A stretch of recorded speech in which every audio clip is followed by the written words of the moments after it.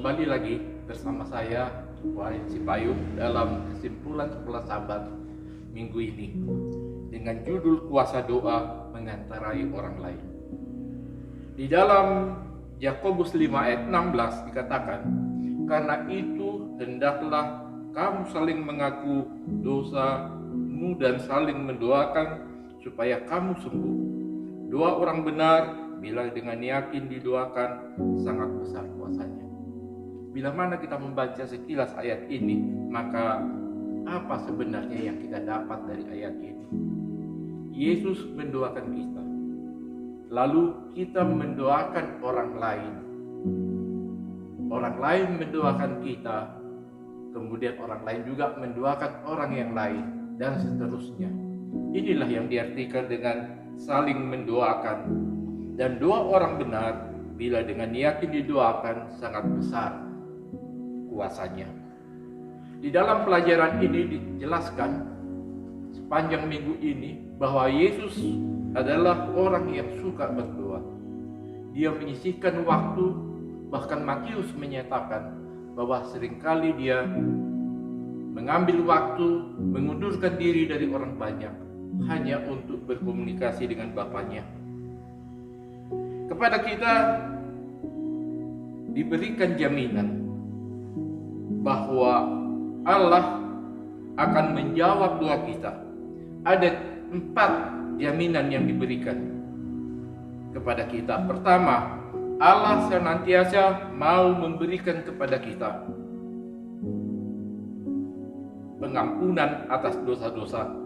Kemudian Allah senantiasa memberikan kepada kita kemenangan dan kuasa kejahatan.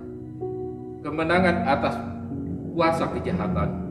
Yang ketiga, Allah senantiasa memberikan kepada kita karunia keselamatan, dan Allah mau menuntun orang-orang yang kita doakan agar dapat mengenal firman-Nya.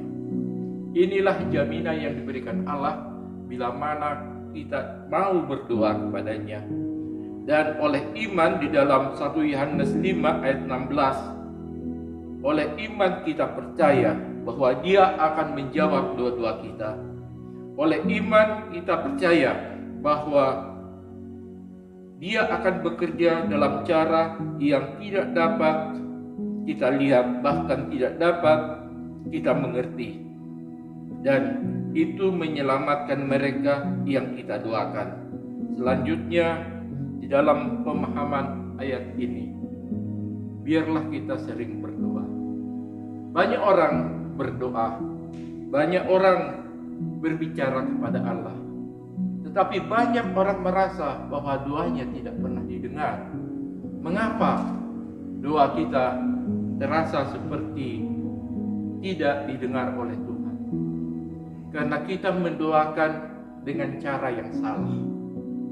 Kita hanya merangkai kata-kata dengan pesona air mata, tetapi tidak sesuai dengan kehendak Allah. Itulah sebabnya kita dikatakan berdoa jangan bertele-tele. Sebab banyak hal yang dapat mengganggu doa kita. Kita kadang kelupaan dengan apa yang akan kita doakan.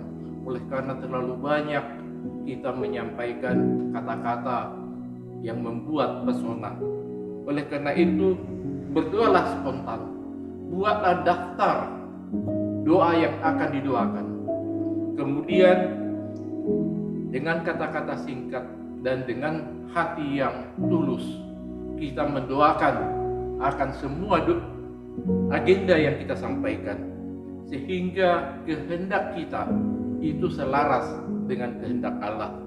Saudara sekalian, kebanyakan para pelajar Alkitab dikatakan memahami bahwa dosa mendatangkan maut adalah dosa yang tidak dapat diampuni.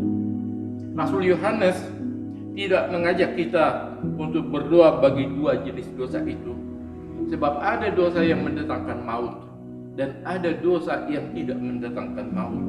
Oleh karena itu, kita diajarkan saat kita meminta Allah menyelamatkan mereka Dia memberikan kehidupan bagi mereka yang melakukan dosa yang tidak mendatangkan maut. Apa dosa yang tidak mendatangkan maut itu? Bila mana orang itu belum mengenal Tuhan, itu sebenarnya dosa, tapi tidak mendatangkan maut. Kita mendoakan orang-orang itu sehingga mereka oleh pengaruh Roh Kudus, mereka akan mendapatkan keselamatan dari Kristus. Apa artinya bahwa Allah memberikan kepada yang berdoa pengantara hidup bagi orang lain? Banyak orang yang tidak mengenal Tuhan, lalu kita perhatikan dalam kehidupannya bagaimana cara hidupnya, lalu kita mendoakan orang itu, maka Tuhan akan menggerakkan hati mereka. Ellen White di dalam Selected Messages jilid 2 halaman 37 mengatakan, malaikat yang melayani menunggu dekat tahta Allah, siap menaati mandat dari Yesus Kristus untuk menjawab setiap doa yang dilayangkan dengan sungguh-sungguh dan dengan iman yang hidup. Ini iman yang hidup. Banyak orang berdoa asal berkata-kata, tetapi dia tidak memiliki iman. Iman yang hidup di dalam Yesus. Oleh sebab itu, biarlah kita berdoa dengan sungguh-sungguh dan dengan iman yang hidup. Kemudian di dalam Alfa dan Omega jilid 8 halaman 252 dikatakan, adalah bagian dari rencana Allah untuk memberikan kepada kita dalam jawaban kepada doa iman kita, yang Ia tidak akan berikan jika kita tidak memintanya. Saudara sekalian, kita meminta kepada Tuhan agar Dia memberikan. Jika kita tidak meminta, Tuhan tidak akan memberikan. Oleh karena itu, berdoalah kepada Tuhan dan mintalah segala sesuatu kepadanya sesuai dengan kehendak Tuhan. Inilah doa, inilah kesimpulan dalam pelajaran sekolah sahabat kita, agar kita selalu berdoa kepada Dia dalam keadaan suka maupun dalam keadaan tidak menyenangkan. Doakanlah diri kita, keluarga kita, anak-anak kita, saudara-saudara kita, dan biarlah kita suka untuk menjadi pendoa yang benar, yang sungguh-sungguh dengan hati ikhlas. Kiranya Tuhan memberkati kita di dalam aktivitas kita sepanjang hari Sabat ini. Di dalam nama Yesus kami berdoa. Amin.